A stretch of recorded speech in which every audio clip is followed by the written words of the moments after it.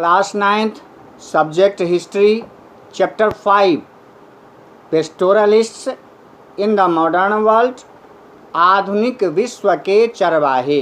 Dear students, today I will teach you about pastoralist in the modern world, some basic concepts and important points related from this chapter। आज मैं इस video के माध्यम से आपको history chapter 5 से आधुनिक विश्व के महत्वपूर्ण चरवाहों के बारे में पॉइंट वाइज बता रहा हूँ। सबसे पहले द माउंटेन नोमैड्स। पेस्टोरलिस्ट का मतलब होता है पशुओं को घूम घूम कर चराने वाले व्यक्ति, पेस्टोरलिस्ट। और नोमैड्स मतलब होता है बंजारे, जो एक जगह स्थिर नहीं रहते हैं, अपने माल मवेशियों के झुंड को लेकर, अपने अस्थाई सामान सब लेकर, अस्थाई तो होता नहीं है, सारे सामान लेकर मवेशियों के साथ पूरे वर्ष घूम घूम कर एक जगह से दूसरी जगह समय बिताते हैं, पशुओं को चराते हैं और इस प्रकार अपना जीवन यापन करते हैं। तो इसके बारे में मैं विशेष रूप से आपको बता रहा हूँ। हमारे देश में, भारत में खास करके पर्वतीय क्षेत्रों में कुछ विशेष प्रकार के चरवाहे रहते हैं जिनको अलग अलग नाम से जाना जाता है। First, the Gujjar Bakarwal of Jammu and Kashmir. Jammu और कश्मीर के पर्वतीय क्षेत्रों में, ऊंचाई वाले क्षेत्र में गुज्जर और बकरवाल जनजाति के पशु चारक, पशु चराने वाले लोग रहते हैं, जो जाड़े के समय में जब पहाड़ों पर अधिक बर्फ गिरता है, बर्फबारी होती है, ठंड पड़ती है, तो उस जगह को छोड़कर नीचे तराई वाले मैदानी क्षेत्रों में आ जाते हैं और पशुओं को चराकर उसके दूध, बच्चे, मांस, अन्य चीज़ों को बेचकर वे अपना किसी तरह जीवन यापन करते हैं। यह है Gujjar Bakarwal. They move in groups known as kafila. वे समूह में घूमते हैं और जिस समूह के साथ वे घूमते हैं उसको काफिला कहा जाता है, अपने काफिले के साथ। काफिला उर्दू शब्द है। Their movements are governed by the cold and snow। और उनकी गतिविधि या आने जाने की स्थिति जो है वह ठंड और बर्फबारी पर निर्भर करती है। ज़्यादा ठंड पड़ता है ऊंचाई वाले क्षेत्रों में और बर्फबारी होती है तो वे उस जगह को क्षेत्रकार, जब तक वहाँ ठंड रहता है तब तक वो नीचे तराई वाले क्षेत्र में चले जाते हैं, और जब पहाड़ों पर बर्फ़ पिघलने लगता है, थोड़ी थोड़ी गर्मी बढ़ने लगती है, तो फिर ऊपर की ओर बढ़ जाते हैं। उनके मवेशी के झुंड में भेड़, बकरी आदि जो है वह विशेष रूप से शामिल रहता है, और उन्नत नस्ल के पाशमीना बकरी जो है वो पालते हैं, जिसके बाल से विशेष प्रकार का ऊन तैयार होता है और पश्मीना शॉल तैयार होता है। आगे मैं आपको बताऊंगा। In the winter season they move down to the low hills of the Shivalik range. Shivalik पहाड़ी के क्षेत्रों में नीचे तराई वाले भाग में वे चले आते हैं और मवेशियों को चराते हैं। इसके बाद दूसरा है माउंटेन नोमैड्स के अंतर्गत the Gaddi shepherd. Gaddi shepherd, गरेरिया, भेड़ बकरियों के झुंड को चराने वाले, भेड़ा भेरी जिसको कहता है, भेरी ऑफ द हिमाचल प्रदेश। और ये विशेष रूप से हिमाचल प्रदेश में पाए जाते हैं। They spent the winter on the low Shivalik hills and in summer in Lahaul and Spiti. जाड़े के समय में वे नीचे शिवालिक की पहाड़ी क्षेत्र में उतर आते हैं, और गर्मी के समय में हिमाचल प्रदेश के ऊंचाई वाले क्षेत्र में लाहौल स्पीति जैसा जो क्षेत्र है, पर्वतीय क्षेत्र, वहाँ वे चले जाते हैं। उनका ऐसा मूवमेंट होता है। इसके बाद the Gujjar cattle herders of Kumaon and Garhwal. Himachal Pradesh के कुमाऊं और गढ़वाल वाले क्षेत्र में गुज्जर मवेशी पालक होते हैं। जिसमें तरह तरह के पशु वो पालते हैं। हेरडर्स माने होता है उसके चरवाहे समूह, है ना। और इस तरह से they spend their summers in the Bugyal and their winter in the Bhabar. Bugyal और भाबर क्या होता है? What is difference between Bugyal and Bhabar? This is the next important questions for you, so you can note इट। आप इसको नोट कर सकते हैं, इससे रिलेटेड प्रश्न आएगा। What is differences between Bugyal and Bhabar? Bugyal के बारे में आपको बता दें कि कुछ पर्वतीय क्षेत्रों में ऊंचे नीचे जो उभर खाबर घास के मैदान होते हैं उसको पर्वतीय भाषा में बुग्याल कहा जाता है। दयारा बुग्याल, दयारा हमारे यहाँ जो है सो दियारा कहते हैं, जैसे राहर दियारा, उसी तरह वहाँ दयारा कहा जाता है जो पर्वतीय क्षेत्रों में घास के मैदान होते हैं, उभर खाबर होते हैं, समतल तो नहीं होता है, उसको बुग्याल कहते हैं। और भाबर जो है सो मैदानी क्षेत्र होता है ना। ऐसे क्षेत्र में वे भेड़ बकरियों को चलाते हैं, है ना, और चराते भी हैं। तो इस तरह गर्मी का समय जो है summer in the Bugyal and their winter in the Bhabar, और विंटर यानी कि जाड़े का समय जो है सो ऊंचे पर्वतीय क्षेत्रों में भाबर जो होता है ना, ऐसे ठंड प्रदेश उसको भाबर कहते हैं, वहाँ वे चले जाते हैं। तो जाड़ा और गर्मी के मौसम के अनुसार वे अपने क्षेत्र को बदलते रहते हैं। द भोटिया शेफर्ड, भोटिया इस सब जनजातियों का एक अलग जो है सो प्रकार है, भोटिया जनजाति। ये भी shepherd and Kinnauri, Bhotia shepherds and Kinnauri, Bhotia और किन्नौरी ये दो जनजातीय आदिवासी हैं, समाज के लोग हैं जो भेड़ बकरी आदि बड़े समूहों में पालते हैं और एक जगह से दूसरी जगह घूमते रहते हैं।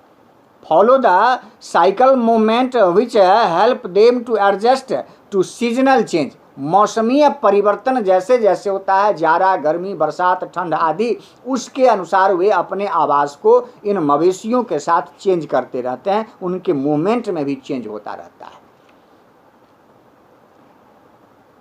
And makes best use of pasture, और अच्छे अच्छे चारागाह की खोज में वे एक स्थान से दूसरे स्थान तक भटकते रहते हैं। उनको जानकारी होती है कि किस सीजन में किस मौसम में, है ना, भारत के किस कोने में और किस क्षेत्र में चारागाह में अच्छे चारा उपलब्ध हो जाते हैं जो भेड़ बकरियों को चराने के लिए उपलब्ध होते हैं। इस क्रम में 2-3 महीने के लिए मौसम के अनुसार जब वो जाते हैं तो आसपास के किसान के खेतों में वे भेड़ बकरियों को चराते हैं, उनके फसलों के कटाई निकाई गुराई में वे मदद करते हैं, और इस तरह से भेड़ बकरियों के ऊन बाल खाल आदि को बेचकर, दूध बेचकर, है ना, थोड़ा बहुत जो है सो अपना जीवन यापन करते रहते हैं।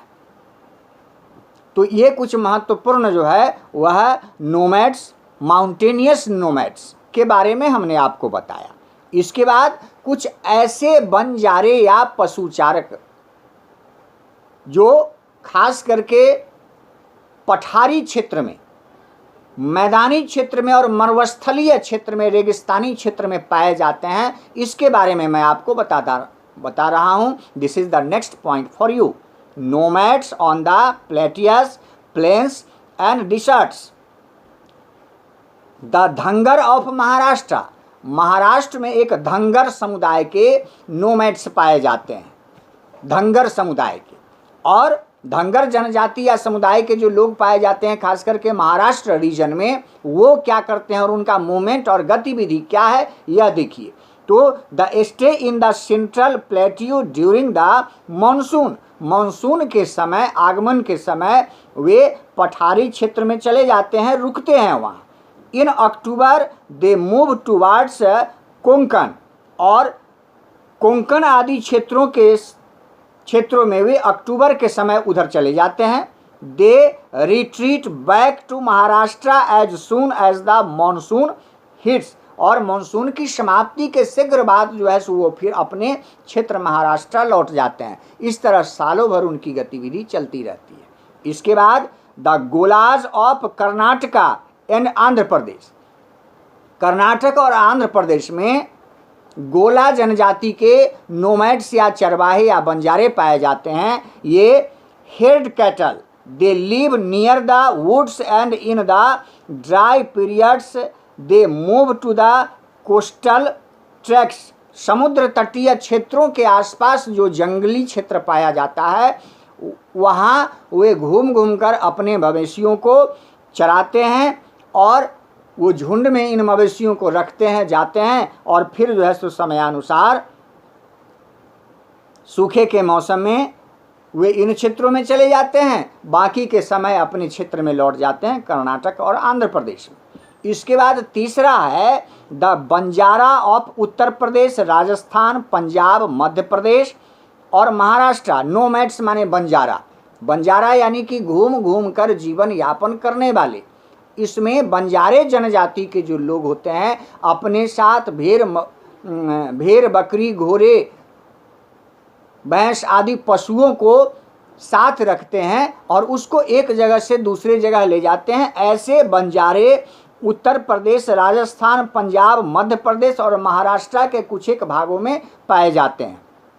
They move to different places in search of good pasture. वे भारत के अलग अलग क्षेत्रों में अच्छे चारागाह की खोज में घूमते रहते हैं जहां उनके मवेशियों के लिए चारा उपलब्ध हो, और कुछ समय के लिए वे उस क्षेत्र में रहते हैं, फिर तीसरे जगह अच्छे चारागाह की खोज में चले जाते हैं और इस तरह अपना जीवन यापन करते हैं। इसके बाद आता है द रायका ऑफ राजस्थान। राजस्थान में रायका समुदाय या जनजाति के लोग रहते हैं राजस्थानी क्षेत्र में, और जैसा कि आप जानते हैं कि वह टफ एरिया वाला क्षेत्र होता है राजस्थान, मरुस्थलीय क्षेत्र, जहाँ पानी की कमी होती है, वर्षा की कमी होती है। ऐसे टफ रीजन वाले क्षेत्र में वे किसी तरह जीवन यापन करते हैं, इसके बारे में आप समझिए। Combine cultivation with pastoralism when their grazing ground became dry.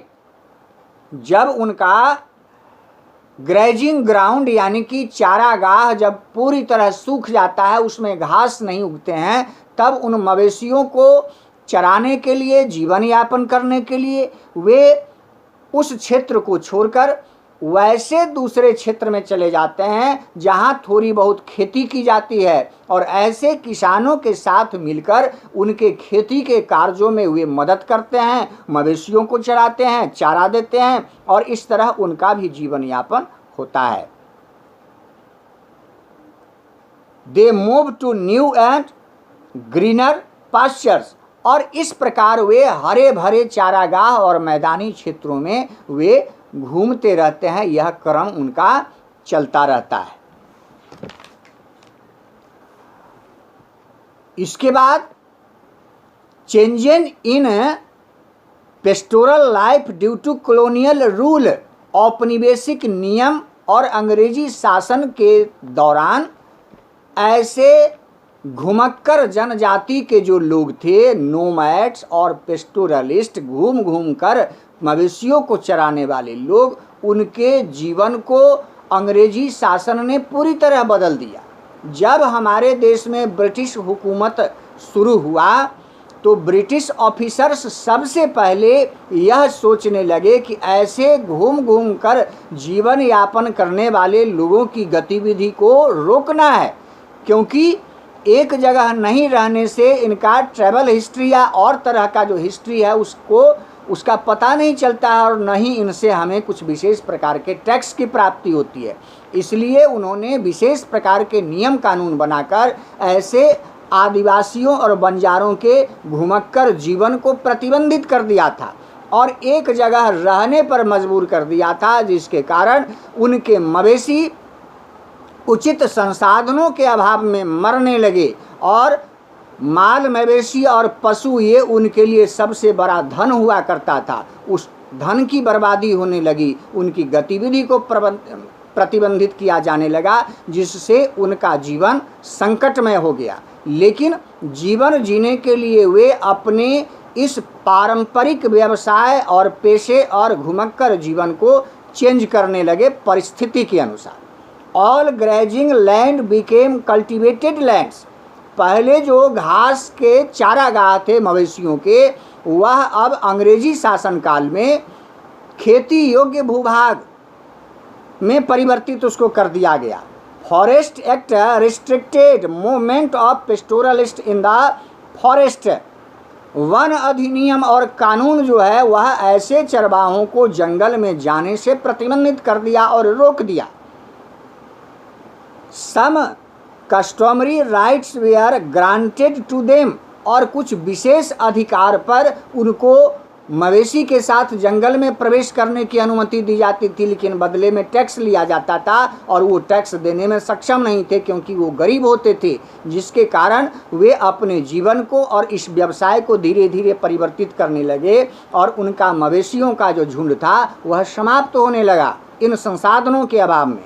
Forest they are divided into categorised, reserve, protected and village. जंगलों को अलग अलग भागों में बांटकर उसको आरक्षित, संरक्षित और ग्रामीण क्षेत्र के वनों के अंतर्गत उसको जो है वो रिजर्व कर दिया गया था। British officials were suspicious of this pastoral groups.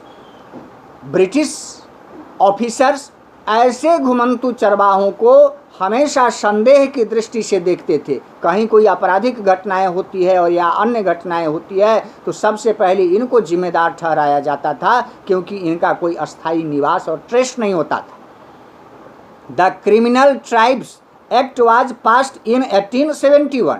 1871 ईस्वी में आपराधिक कानून पास किया गया और इसमें इन सारे समुदायों को जोड़ दिया गया। Taxes were imposed on cattle which went up rapidly, और इस तरह से इन चरवाहों के मवेशियों पर भी विशेष प्रकार के टैक्स लगाए जाने लगे, जिसके कारण पेस्टोरल लाइफ जो होता है, चरवाहों का जीवन, वह संकट में पड़ गया और वो विवश होकर के अंग्रेज़ों की फैक्ट्री के, बागान के और अन्य क्षेत्रों के ये बंधुआ मजदूर बन करके रह गए और इस तरह इनका जीवन संकट में पड़ गया। आज इस वीडियो में टोटल इतना ही। सेकेंड वीडियो फिर मैं आपको बताऊंगा जिसमें pastoralism in Africa and the Maasai society. Africa में मसाई समाज के लोग, मसाई मारा क्षेत्र है, वहाँ के कुछ चरवाहे और अफ्रीकी चरवाहों के बारे में विशेष रूप से मैं आपको बताऊंगा। आज के इस वीडियो में टोटल इतना ही। Thank you.